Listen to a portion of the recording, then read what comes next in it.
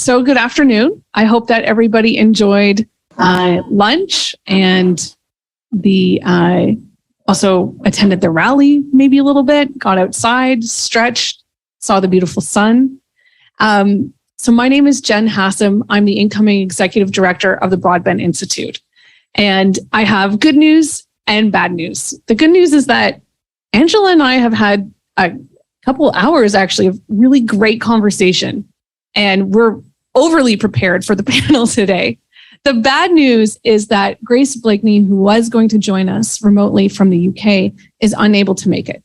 But she sent us a video, and we'll be playing it. And so the new format is that I'll introduce sort of the segment, and then we will throw over to the video. There'll be a 10-minute video, and then Angella will respond. And so now I'll also introduce Angella. So to my right, we are joined by Angella MacEwen. Angella is, yes, applause.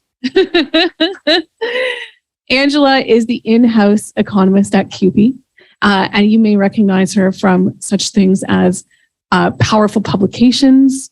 She's also featured extensively on radio and television, and is really the voice of reason when it comes to any kinds of economic discussions in popular terms or in popular outlets. So I'm really grateful for you to be speaking on this topic with us today. And the topic, of course, of our moment today is how to save the world from financialization. And we'll solve that today, right? I got the thumbs up. So I'll throw over to the video. So Grace Blakeney, for those of us who might not be familiar with her work, she is an incredible UK economist who writes for the Tribune, and who's also written 2 books. The first book is How to Save the World from Financialization, and most recently, The Corona Crash. She also, much like Angella, her contemporary, is featured on television, on radio, and is really a staunch critic of how the pandemic has changed capitalism for the worse. And so it's not great that she was unable to join us live. But this video that I'm going to throw to is excellent, and we have some fantastic discussion points to kick off that relate to the video directly. But then we want to open the floor up to you, and let's let this be a kind of a committee of the whole at the end. So I don't know who has the video. We're going to give you a sec. Angella and I are going to do a song and dance.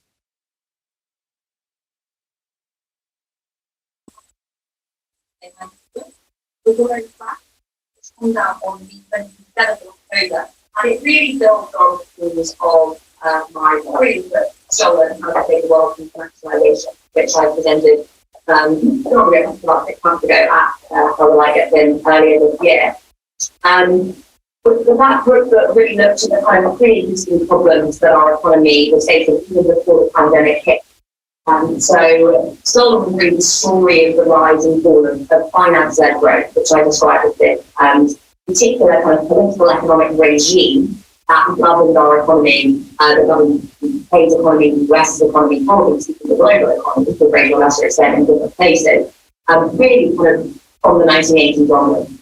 It was characterised by what a lot of people refer to as kind of neoliberal ideology when it comes to governance, so regulation, cutting taxes, financial deregulation, privatisation, the general retreat of the state and providing all of the kind of services that we previously relied upon to provide.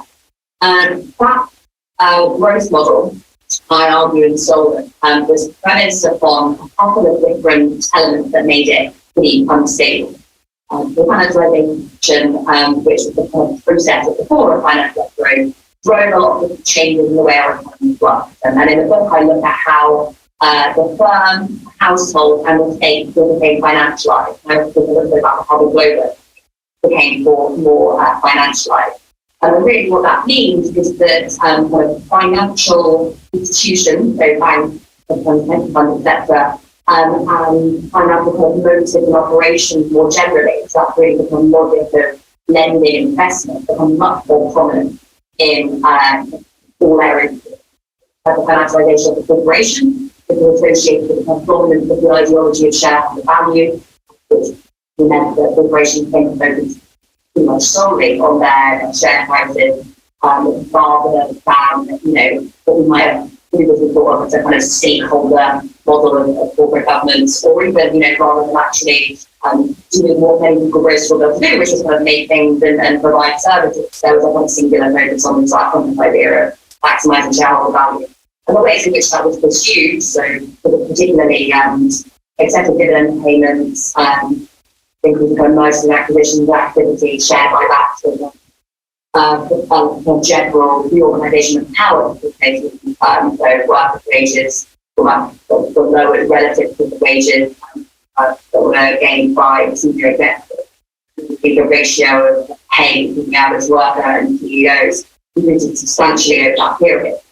And that's really created a lot of the problems that we see with corporations today. So there are those kind of problems with governance, the fact that stakeholders, the fact that workers, the environment aren't really big factors in a lot of corporations' decision making, but also some much more kind of structural economic factors. So the fact that we've seen a long-term decline in investment in fixed capital among corporations. So, a corporation was less likely to build a new factory, which would have some jobs, or invest in research and development. Around it, so that's created a problem around productivity. And at the same time, obviously, we had this internal redistribution of power, which led to a fall in wage growth, led to, this happened across the kind of rich world, a fall in the wage share of national income, price and share of national income. And that brings us on to how it affected the household. So you had a massive rise in borrowing, and a lot of that was mortgage borrowing. But at the same time, things were coming in. You had a big housing boom. You had the deregulation of commercial banking. It's much easier to get mortgages, you get more generally, and you obviously also have right to buy. A lot of people buying, using this new increased credit to buy housing, and that, as we know, in the book, drives this bubble that we see in the house market in the UK and then eventually the US, which ultimately obviously brings the whole system crashing down. And then you have the financialization of the state, which was associated with the kind of incursion of private financial institutions into the operation of the management of public services, provision of infrastructure. You see this with the private financing initiative, but also with outsourcing more generally, which is very much impacted by it during this pandemic, when outsourcing companies are making cards with running without coronavirus from not doing so very successfully at all. So it's associated with the rise of this idea of asset-based wealth factors, that rather than kind of socialising risk throughout society, risk is individualised. So people are encouraged to have private pensions, to store up savings in their home, and that's really what's going to protect you from any negative shocks in your life, rather than the state itself. These are all factors that are associated with financialization, and as I argue in the book, and as I write at the beginning of this book, those processes are really different, both the UK economy and the global economy, in the run-up to the pandemic. Obviously, you have the financial crisis, which kind of brings the energy, the dynamism that exists within that model to a halt. The productivity gains that we saw through the financial crisis was driven by financial innovation. We had more engineers were able to extract money from. Ultimately, it was mortgage holders, but also a very around the economy. So that obviously, came crashing down. But you also have these secular problems within corporations, where we've had an underlying trend away from investment in making things and providing services that were innovative and investing in research and development, and those sorts of things, towards much more speculative activities, at least amongst many corporations in the global north. As well as because of these trends towards, you see increasing shareholder value, but also to do that really is to corner a particular market and gain a monopoly position. That was another way that kind of done that, and we saw a steady improvement in market power growth afterwards. And ultimately, those are the trends that ultimately gave rise to that period that we had since the financial crisis, which was characterised by bubble and massive stagnation. So there were those kind of underlying trends that were making the economy less dynamic. But also, there was this huge build-up of debt before the financial crisis, then after the financial crisis, that debt had to be paid. And that was basically, the growth we had before the financial crisis was at the expense of people, because that's really what debt is. If you want debt investment, then you are sort of trying to coming in now, and that's really another big reason why we saw a lack of dynamism in the economy since 2008.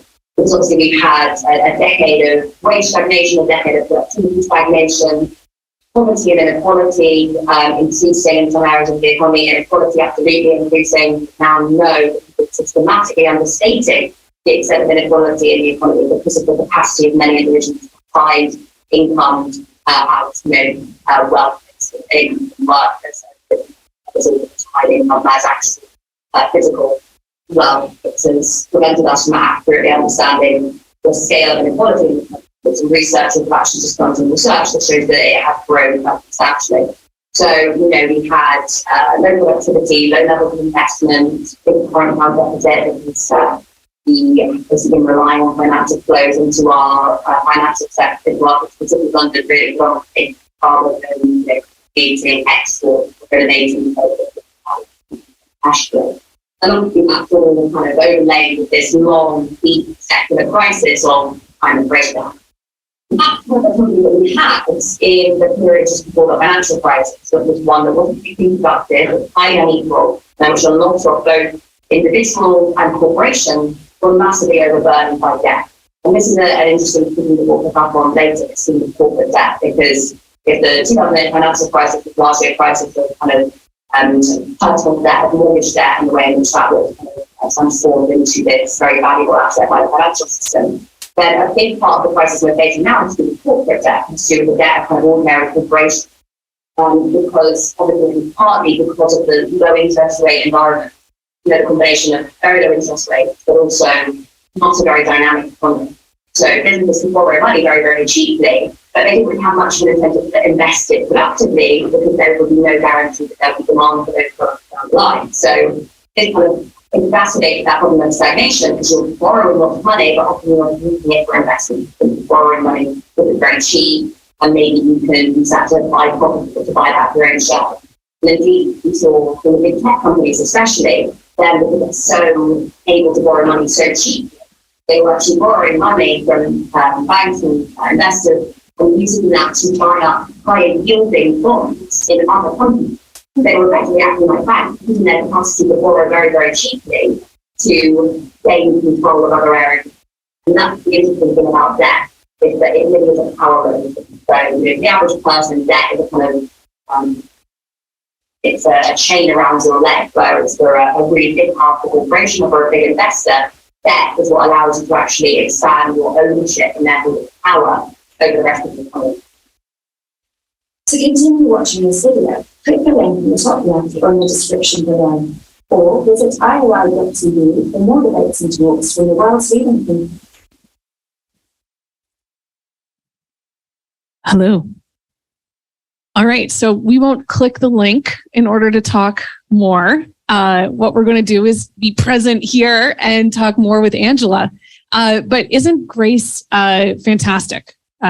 She really is, and that that's more of her academic type of talk. She really cuts through in big ways on UK morning television program.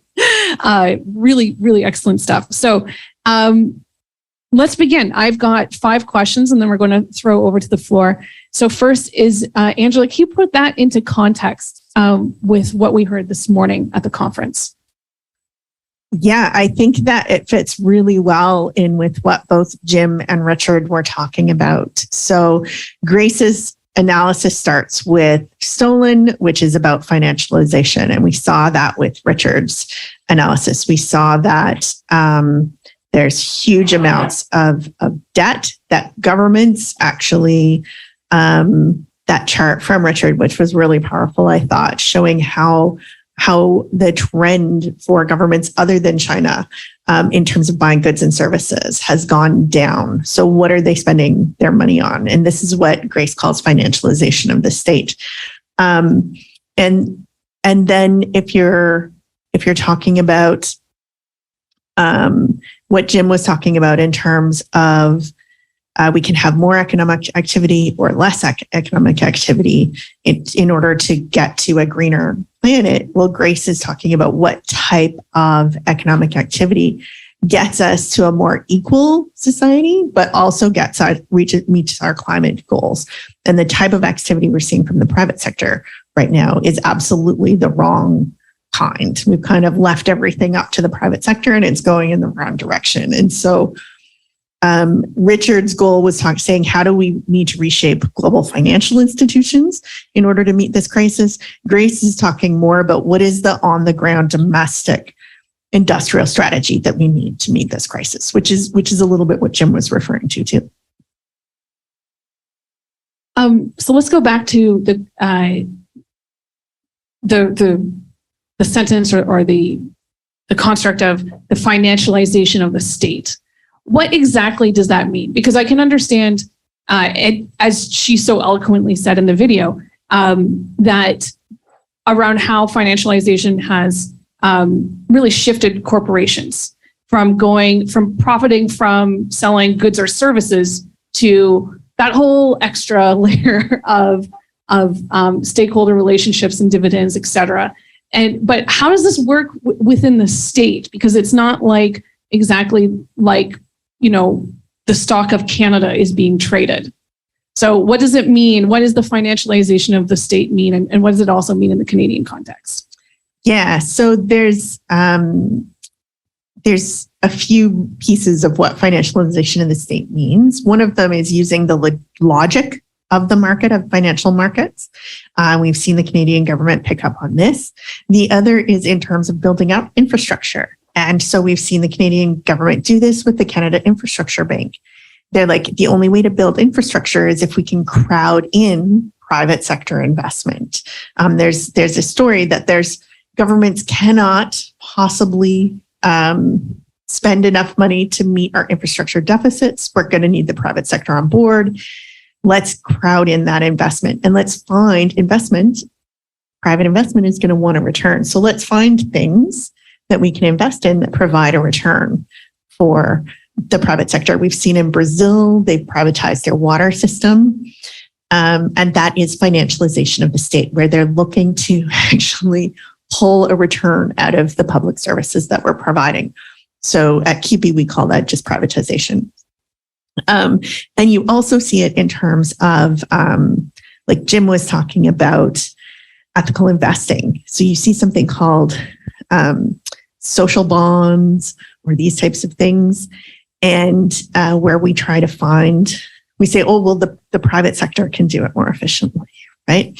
And so there's examples. The UK is actually one of the pioneers in this, but we've done it in Canada as well. Manitoba did it for midwives, for people living in northern Manitoba. And we know what happens when you do this is only the people who are going to be easy to serve get served. That's what happens when you privatize. The people who are easy to serve get served by the private sector. The difficult or more expensive cases fall through. And so that's exactly what happens with social bonds. So trying to use these types of innovative finance, all of that. So we've got FinDev at Canada. We're doing it in our international development strategy, our green bond strategy. All of this is like, no, we can outsource this to the private sector. And we fundamentally cannot outsource these problems to the private sector. Right. So if what we're seeing is the reorganization of very important social infrastructure under the logic of the stock market and financialization, then what is being affected? What kinds of, you've mentioned some services, but maybe we can talk about what those basic needs are and how those are being, like, which ones do you think are the most at risk, and what does it look like? Right. So some of the ones that I mentioned are kind of stuff that's been happening for a while. What we're seeing more of now is in housing, in healthcare, in long-term care. We saw the crisis throughout COVID of the private care clinics had higher rates of death because they invest less of their money in care. And if you look at who owns these corporations that provide this care, they are really real estate companies. They have no expertise in care. They're not concerned. The boards are not concerned at all with care. They get a certain amount of money from the government to provide a bed.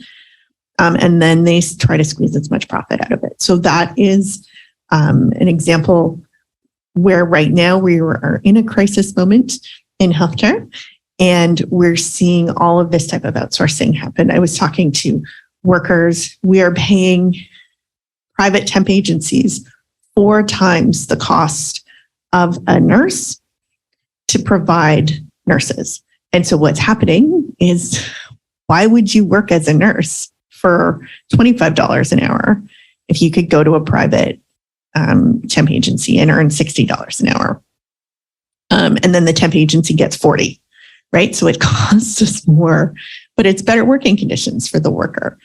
And so in this way, we're privatizing parts of our system, but we're also creating like a worse crisis. They're justifying it as a Band-Aid, but they're actually making the crisis worse by doing this. And so we're seeing that in housing. We're seeing it in a lot of different areas. Why? Why is this happening? Why is this happening? And why would it be that corporate capital is looking at housing, looking at healthcare as places to profit? Yes, so I think Grace has a really good analysis here in terms of saying, it's really cheap to borrow, so that becomes a really cheap strategy for them. They're not sure about the financial future. We've already outsourced a lot of our manufacturing to low-cost countries, and so now they're looking at stuff that can't be physically outsourced. Right? We can't outsource long-term care. I mean, we could ship our families, I guess, to a different country if they need long-term care, but we can't outsource long-term care. We can't outsource housing. We can't outsource water infrastructure physically. So they're looking at that, and there's less dynamism, there's less certainty about real growth. And so they're looking for rent seeking. They're looking to use their power, their ability to get debt in order to find areas in the economy where they can squeeze money out. Right. And so, I guess another interesting tidbit in the video was, and at the Broadband Institute, of course, we have, we're critics of the taxation system. We believe that the rich and the wealthy ought to be taxed, and we speak a lot about income inequality throughout all of our research, and even in the training and leadership work that we do. But I hadn't heard this before, that the income inequality figures that we've been thinking about and that we've been using are perhaps actually understated. And of course they are, because people have been hiding and finding ways to, squirrel away the actual amounts of profit that they've been making overseas or in hidden bank accounts or in shell kinds of traps. What do you think of that? And is this also the first time that you've heard that argument? So in the middle of the pandemic, a bunch of us worked together to do an analysis of profits in long-term care. And we worked with CTAR. Anyway, they traced the profits, and they were being run through Jersey and different offshore tax havens, where they can have a corporation, like it all goes through the shell corporation, and then the directors of the corporation own it in Jersey and take all of the money out there where they don't have to pay tax in it. So Canada has publicly owned, this is Rivera, which is like a publicly owned, it's owned by a pension fund. So this is another way that the state has been financialized, is through pension funds who do own a lot of this money that's kind of sloshing around out there and looking for a productive place to go. They own this long-term care center, but profits are being squeezed out through offshore tax havens. So we do know that it's happening. It's very difficult to measure. And we're always encouraging CRA to put more energy into this because we're losing lots of, just from one perspective, we're losing lots of tax revenue from allowing it to continue. Yeah, absolutely. And CRA has, they have had to issue that report for the government of Canada around if there were to be an increase in wealth tax, this is the amount of money that would be captured by it, which is the first study in, like, I don't know, in my lifetime at least. But to think that the wealth inequality that we've been tracking and trying to understand and trying to communicate broadly with the public is understated. I'm going to have to go home and unpack that. And that misses the other impacts or social impacts of wealth inequality, yes. Income inequality. Yeah. So I wrote a book with Jonathan Govan called Share the Wealth. And in one of our chapters, we do a little bit of analysis of how interconnected the 1% is in Canada. They're all on each other's boards. Their parents all knew each other. There's just like, it's a really tiny community that defends itself, that tries to be really private and behind the scenes, and that wields a lot of power politically with both main ruling parties, the Liberals and the Conservatives, right? Don't I know? So the last question, then we'll hand it over to the floor. This is a mess, especially when you unpack specifically how state structures are being financialized at so many different levels in so many different manners. So how can we even start to claw our way out of this financialization trap? Right. So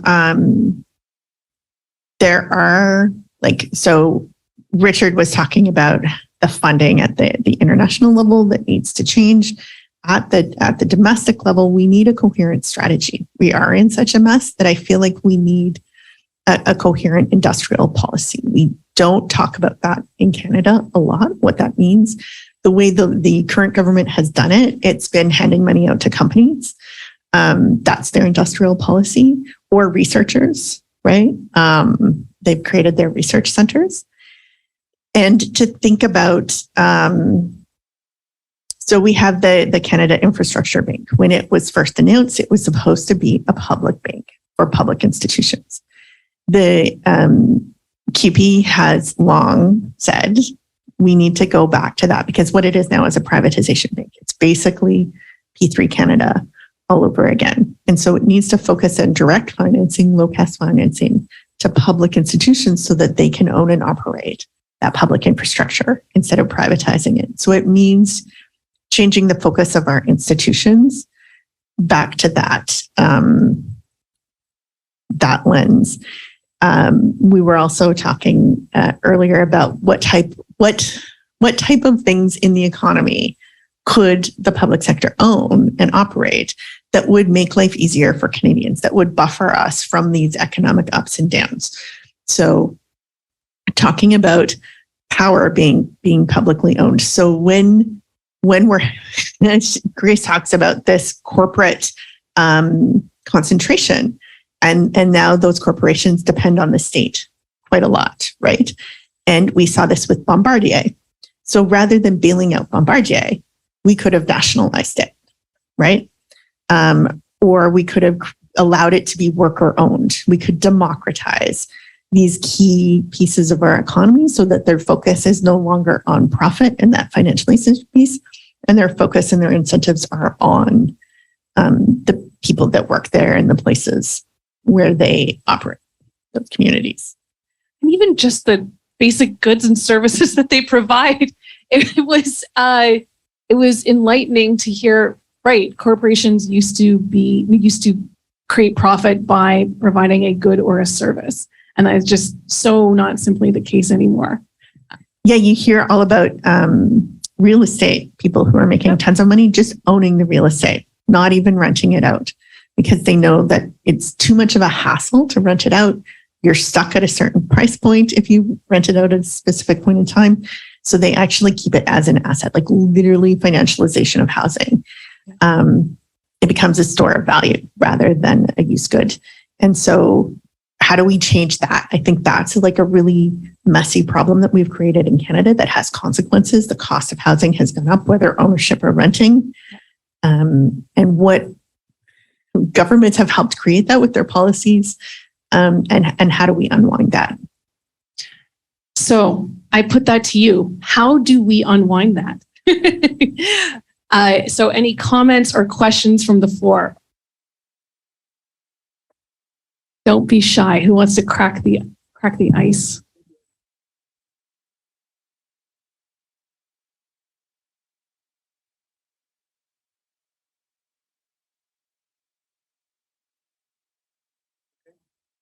Got it. Yeah. We have a political situation in Canada now where the Conservatives are in the ascendancy with a leader who's going to push far, far, far further in this direction of downsizing the state, cutting taxes, cutting government expenditures. Is what's missing from this picture a counter dialogue, a counter narrative, one that appeals to people's common sense and one that could become a political movement? Because the way things are now, it's only going to get worse. I can riff and you can go next. So one of the, it's a shame that Grace can join us today. And so I'll just sort of take up the UK banner and say that there is an incredible coalition of trade unionists and leftists in the UK under the banner of, that's called Enough is Enough. And they have 5 demands. And actually those demands mirror exactly Jim Stanford's prescription on what to do about the cost of living crisis. It's raise wages, so build public housing.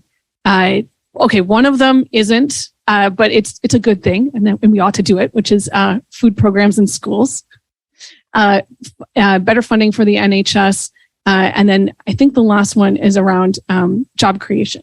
If I'm not mistaken. Oh, it's actually, no, it's energy rates, freeze energy rates. And I think like that's an example of a really good popular communications strategy and mobilizing strategy. They're having huge rallies all across the UK. 500,000 people have signed on to this petition and it was released just 4 weeks ago. It's all over the news in the UK.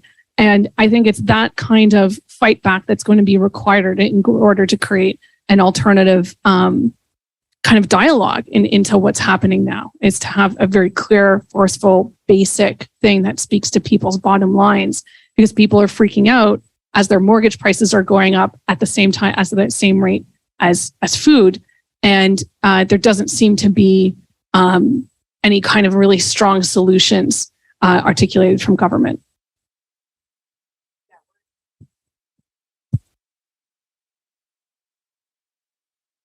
Hello. No, it's good. I just couldn't remember which way to go.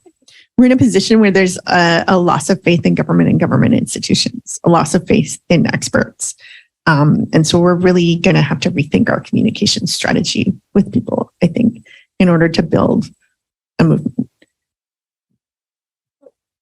Interesting is that I've never seen again, like in my lifetime, that these are labor leaders who are holding these really, really big rallies and are having this all-time popularity. And I'm hoping, and I am personally convincing some people to leave the shadows of their trade union halls and try out in the public sphere at this moment of crisis, where people do have this increased faith in labor to speak out. Okay, the next commentator is someone I'd like to welcome to our group, Senator Rosa Galvez. Senator, thank you for coming. Oh, thank you very much for the invitation. Sorry, I was going to come earlier, but I had a meeting with Health Canada and Environment Canada to talk about toxic substances. And that conversation also is very important. I couldn't agree anymore with what you are saying. It's evident. The question that we should ask ourselves is, right now there is a demonstration there asking for some things, and we are here and we are also asking for other things.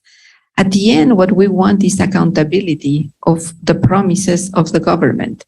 When you look at the platforms of the big groups here, they are interested, very interesting, but they don't deliver. Or if they deliver very late. Take, for example, in the area that I will be talking about, the net zero 2050. So, okay, so we have to wait until 2050. And so what happened now, today? What is what we are reducing in emissions today? The problem is complex. And I agree with you, there are so many factors. And we have to organize ourselves, because if we don't reclaim and we don't ask for accountability, we are not going to have it. And it is true that there is an easy way to complain, which is just to go and complain without any reasons, and a more intelligent way of asking a specific question and specific things, so that we clear the air and that the citizen understand the problem. Because I think that at the end, when I talk to other types of demonstration, at the end, we all want the same. But it's like somebody confused. What is the divide to conquer? So this is very typical. This is what we see. They divide the population. So we are different and we cannot have the same goals. That's not true. We have all exactly the same truth. Thank you. Thank you very much for that. I think I have a conversation with a friend who's like, we're never going to be able to fix these problems until we get proportional representation. I'm not sure that that's true, but that is raised. How do we get a government that actually can be held accountable and can work towards these goals? And first past the post, it simply and doesn't work. But people have been divided so much and are unable to speak to each other, and that got worse over COVID. I have family members, MacEwen, who like wearing a mask that's a bridge too far. That sets them off, right? So we have to find ways to talk to our families and our networks, because we're really divided right now.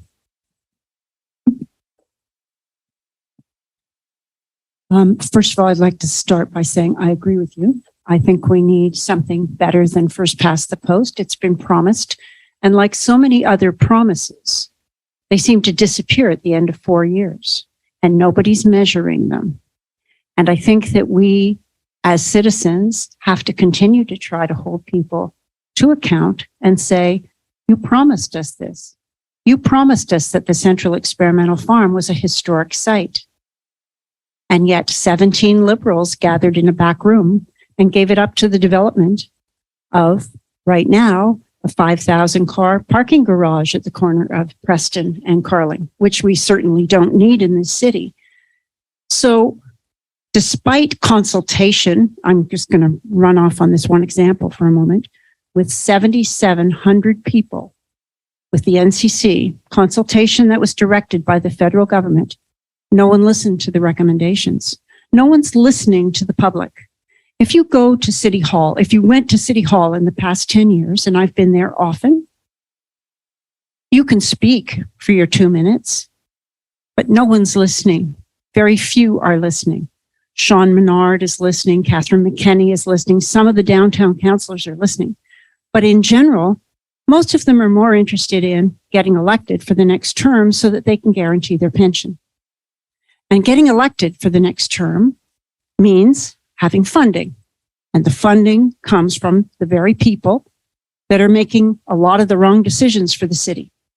So I think we need a fundamental change in the way we elect, the way we govern, and in the way we measure those who are performing on our behalf, theoretically representing us. But it's not the kind of representation that I was raised with. And many of you know, I'm the oldest living Leighton now. It's not my last name, but I am the oldest living Leighton. And we were raised to be public servants, whether we were elected or not. It was our duty to serve our community. And the people that are being elected now, I think, just see a guaranteed income plan after 6 years or whatever in whatever office. They're guaranteed a pension bigger than most Canadians. So I think we need to change the way we elect. I think we definitely need proportional representation. I think a ballot, a preferential ballot is what we need. And I think we need to measure our politicians, like Horizon Ottawa are doing here in Ottawa, measuring the voting results.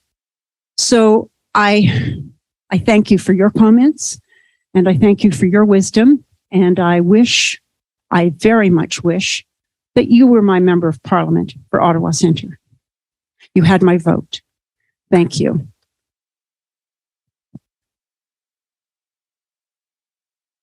Thanks a lot, Diane. I absolutely agree. People are frustrated that they can't hold governments to account. They're fed up with the answer. We get a lot of, oh, well, that's this jurisdiction and that's not this jurisdiction, or we're doing our best and don't rush us, right? Like, this timeline is acceptable, but 2050, I mean, that's not an acceptable timeline. And both Jim's strategy and Grace's strategy is a Green New Deal. Like, that's how we get young people. That's how we get older people. That's how we get across generations and that's how we eliminate the divide, is to join together.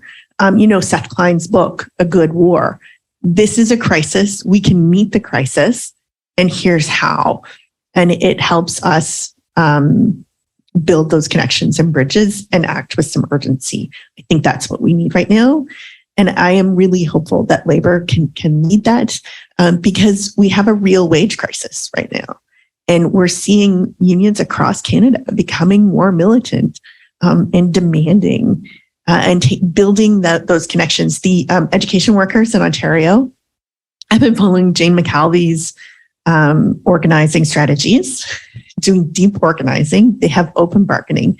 They have booked off over 1,000 education workers to go into their communities and have conversations with each other. And they have really bold demands at the bargaining table that they developed in concert with parents and teachers and community members.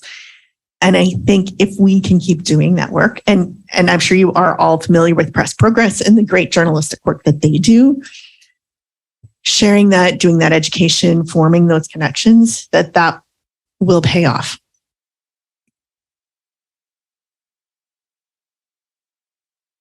I see that we have 15 people on our online participation, but no questions so far. So I would encourage those who are online, if they so wish, to submit a question. But is there anyone from our in-person audience who would like to raise a question? While you're thinking about that, maybe I should mention parenthetically that at our Tuesday session, we're having a panel featuring Susan Spronk, John Anderson, and Heather Whiteside. John is going to talk about postal banking as an alternative source of banking services. Heather Whiteside is going to talk about the infrastructure of public utilities and public corporations and crown corporations as sources of resources and initiatives. So very much echoing much of what both of you have been saying and what Grace was implying. And Susan's going to talk about how this works, can work abroad with financing municipal infrastructure, waterworks, and so forth in developing countries. So many of those messages are being brought out further in subsequent panels. Manfred has a question.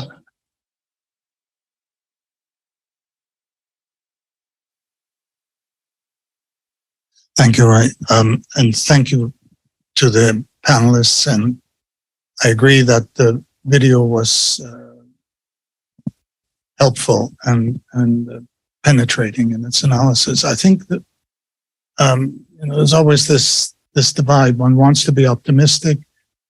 One sees the problems and ends up sounding pessimistic. I think it is really important to kind of organize the thoughts. There are deeper issues that need to be addressed. There are more immediate issues that maybe have more appeal. The trouble is once you start raising the deeper issues, the discussions become complex. And then it's hard to mobilize people. And alternatively, it's easy to divide people. Simon Johnson, the former chief economist of the IMF, of all places, said on television, this was years ago, this was in the wake of the 2008 meltdown. These were his words. People need to understand that the US is in the grip of a financial oligarchy. And unless that grip is broken, there is no chance of America addressing its underlying problems. And that all the presentations have essentially summarized. And at the end of the day, I fear that is the situation we confront. Activism, of course, is important, but as we know, the corporations fund their own grassroots organizations, and to get a degree of cohesion, what ultimately we need, and it's a dangerous wish, because be careful what you wish for. You need a figure like Bernie Sanders, who generated a degree of enthusiasm for what were broadly, in my view, positive policies addressing some of these underlying issues. And Jack Layton did the same. And it's always a confluence of circumstance that makes it possible. It can be done by the wrong people. Oliver is trying to do it now. And it's a very dangerous process. I guess I would just say very quickly, and it's a bit of a list, there are things that in the end, I would say are fundamental that we need to do. The first is capital controls. Keynes said capital controls are the keystone of the arch of my thinking. And that means the society needs to be able to manage those hot short-term capital flows if it wants any possibility of constructing a reasonable world in accordance with its own preferences. We need obviously to curb the offshore banking system, which there's a video. I encourage all of you to go to YouTube and write in spiderweb.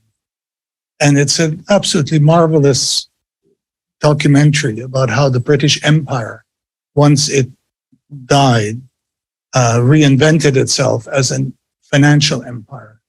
And the offshore banking system is basically the mechanism. And it is really instructive, and it goes to the heart of the matter. The central banks need to be able to fund social investment directly. It's absurd that the government has to borrow money from the banks in order to, and the original terms of reference of the central bank allow for that. But the neoliberal ethos has decided that this is anathema. This shouldn't happen. Basic social services need to be provided at cost. If you want to think of things to curb the inflationary pressures, that's a really important place to look. If you watch the CNBC talking heads nowadays, whenever there's a situation where the financial system gets into real turmoil, I end up getting mesmerized by these people. And they have a very clear vision. There's a massive financial assets out there that desperately need returns.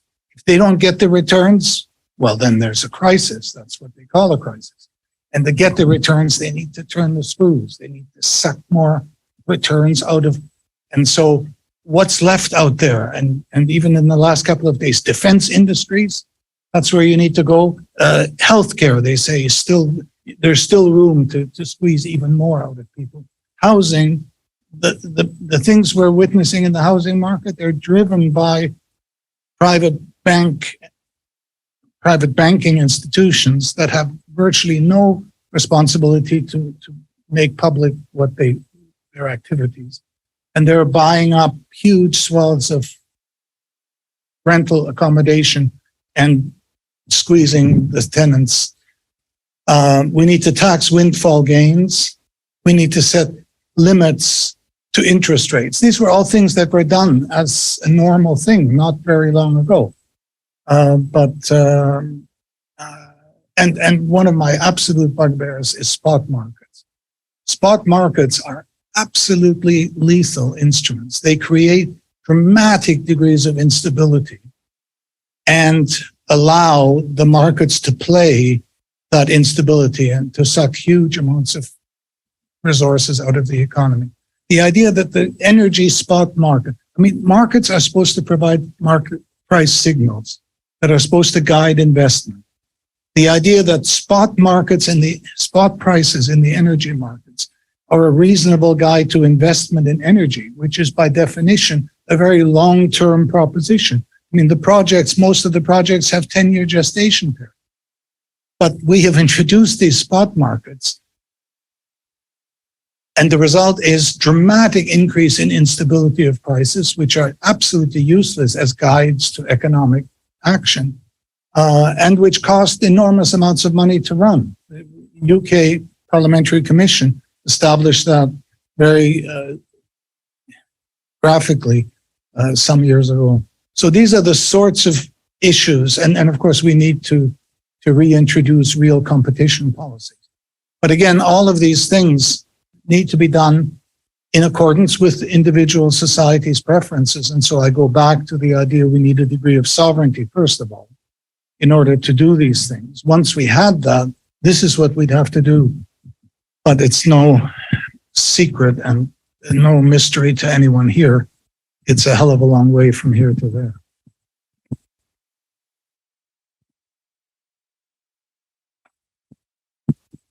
So there's a lot. We can make a video. We can make a video of that. I will interject by I guess responding with the outlook of, should we look at this really in a pessimistic way? And so I'm going to tell you about 3 reversals to financialization that I've become aware of. So one is privatizing and outsourcing. I think that and of course, when we're campaigning, we should tell people that once it's privatized, once it's contracted out, it's gone forever. But that's also not true. And in the province of British Columbia, the union HEU was able to hire back to the hospitals the cleaning staff who were contracted out like a decade ago. And some of their original members are now within the bargaining unit once again. And it's been life-changing for those hotel cleaning staff, life-changing. And it's just a couple hundred, but it's very meaningful because it's an occasion in which contracting out of cleaning staff, right, cutting them outside the union, and then that contract being sold to a vendor has stopped. And I think that perhaps we're going to see more and more of that if people are able to band together and exert the pressure. There's a lot of pressure, big public campaign that HEU led in order to make that happen. Another one is around wage stagnation. So in my role at the Broadband Institute, I meet regularly with the heads of trade unions in Canada. And this past summer, I started hearing the theme of how there are employers who, because of just the job market that it is today, that there are some major private employers in Canada who have called up and said, can we reopen the collective agreement? And of course, any rational union is going to say, hell no. But the person on the other line says, wait. It's to give some wage increases. We need some more wage increases in order for retention to happen. And so, we're seeing that. And in fact, in British Columbia, tens of thousands of public sector workers under the BCGEU won historic increases. And I believe it's a 3-year deal, and it's between 9 and 14%, depending on the rate of inflation over this contract, is the wage increase that they're going to get. And this is public sector unions sometimes go to the table, as Angela can attest to, and they're told 0 or they're told 1. And if you pull away with 2 a year, that's not bad. And so to hear between 8 and 14, depending on the inflationary rate at that time, that's a staggering reversal of wage stagnation. And then the last one is the notion of that collective assets are giving way to individual assets. and it doesn't really often go the other direction, is the Ontario Not-for-Profit Network, the ONN, has worked with OP Trust to create a pension plan for nonprofit workers. And so you might think that nonprofit workers, that it must be a really small group because these are very small places. Not the case. Over 100,000 workers work at nonprofits in Ontario. This is a huge industry. And they're predominantly women, people of color, and they're also predominantly paid quite low wages.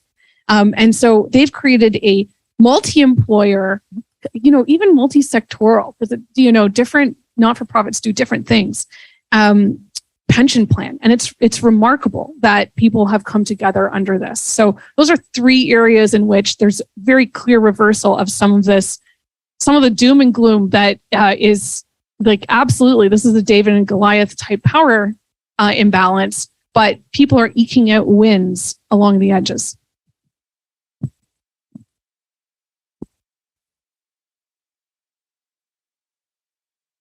No? Sorry, that was really helpful. And I just want to clarify that none of what I said contradicts what you were just saying. When I said that we need to understand, we have to act and think at different levels. And some things, so taking your three examples, and maybe this is a helpful way of organizing stuff. If the individual actions, they're necessary, we need to resist these processes. But ultimately, ideally, the small gains need to be thought about in terms of the larger picture. So, for example, bringing things back into the public fold, and two of your examples really dealt with that. To me, that's an absolute positive, and that is an issue that's unambiguous in my view. The pushing for higher wages, of course, at a certain level, I support that. The unions have a very important role to play. But we have to remember that the AFL-CIO spent enormous amounts of resources after the Second World War going around the world, bringing business unionism to the newly independent countries. And the issue was the unions are fine, they're very important, but they must restrict themselves to wage bargaining because they must not become political. They must not address those broader political questions. And so long as they are restricted to wage bargaining, I even dug out an incredible telegram sent from the Sisal employers to the Sisal Workers Union, who were then on strike in Tanzania, where I worked for a while, where the employers tell the unions in the middle of a strike, we will support your strike to any degree, because there was a threat that the government was going to create a national trade union center. And they send a telegram to the union, the employers send a telegram to the union saying, we will support your strike to any level, because in our view, the beginning of the end of free trade unionism would be the beginning of the end of free capital. And it was to me, a very penetrating point. Anyway, I just wanted to clarify that we weren't at cross purposes, and the individual actors have to bear in mind the bigger picture. I have a question for you, Manfred. Actually, your quote that you used earlier about sovereignty, that if we can't really determine our own interest rates, we don't have sovereignty. Yes. How can that then be a domestic? How can the solution be domestic ever? Like a popular Canadian leader, I think, can help, but is the answer internationalism? Well, that's yet another example of why we have to think in terms of levels. Yes, at the national level. The original Bretton Woods Agreement created for a degree of sovereignty. It included capital controls, and that's what allowed a 25-year period where finance was much more stable, where benefits were shared much more widely, and where investment was much higher and growth was much faster. I mean, it was, I think, rightly called a golden age in many respects. All that was lost, and this was Keynes's prediction. if capital movements were free, then that would become undermined, because then there would be only one logic, which would be profit maximization, which is driving the international financial markets. And we can see evidence of that all over the place. And that's essentially what happened ever since. Instead of the prosperity that was promised, what we got was lower growth, lower investment levels, much more instability, and dramatically increased inequality and lower wage earnings. So yes, the struggle internally needs also to work towards recreating an international system which provides that room for countries to pursue their own policies to a degree. We now have the opposite, of course, because neoliberalism is in fact being enforced under the heading of human rights. That's become the label that we use now. We can bomb anybody we want. We just say the words human rights and then we're in the clear. So you're right. It is an issue. The two are interdependent. We have to struggle at the national, well, first at the local level, then at the national level, but ultimately we need an international framework. And that is at the moment not easy to envisage. I mean, there are possibilities, and Bretton Woods came into existence in a very tumultuous period when most economists thought we were going to have a very, very difficult post-war period, as they had after the First World War.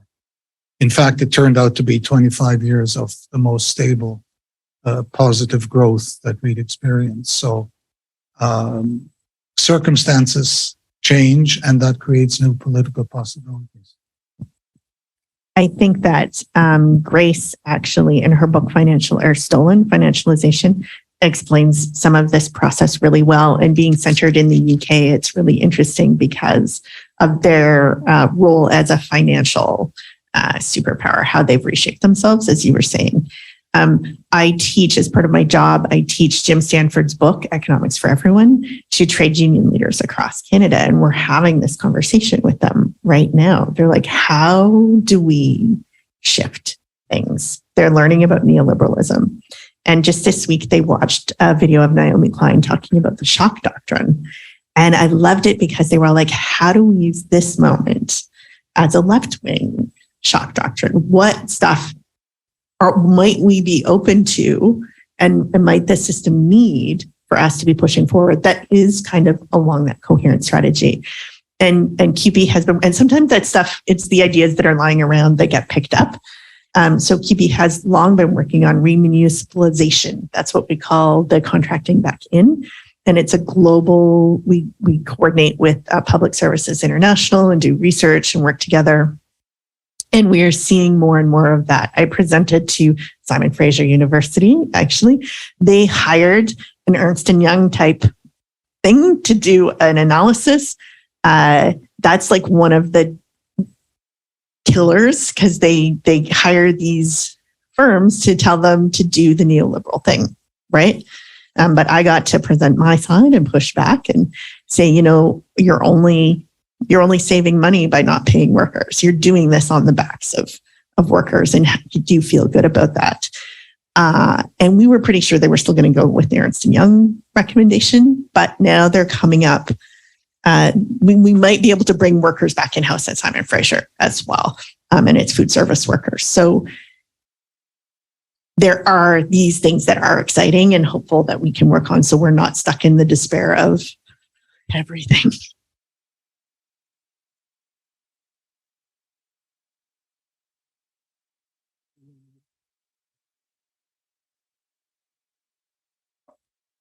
I see no other questions, and I still don't have any from our online audience. May I suggest that we adjourn for about 5 minutes to grab a coffee and so forth, and then invite Senator Galvez to speak.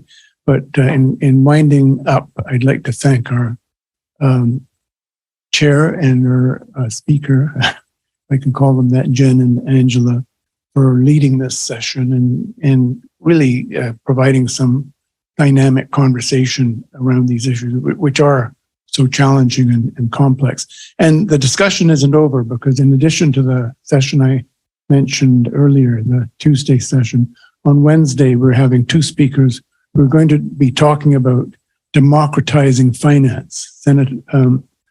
Former presidential candidate Andrés Arauz from Ecuador is going to be talking about democratizing fintech, and Ulrich Binseil from the European Central Bank will be talking about how central banks can actually use central bank digital currencies to pursue social goals, something that Manfred briefly alluded to as being quite within the realm of normalcy and something that we've abandoned.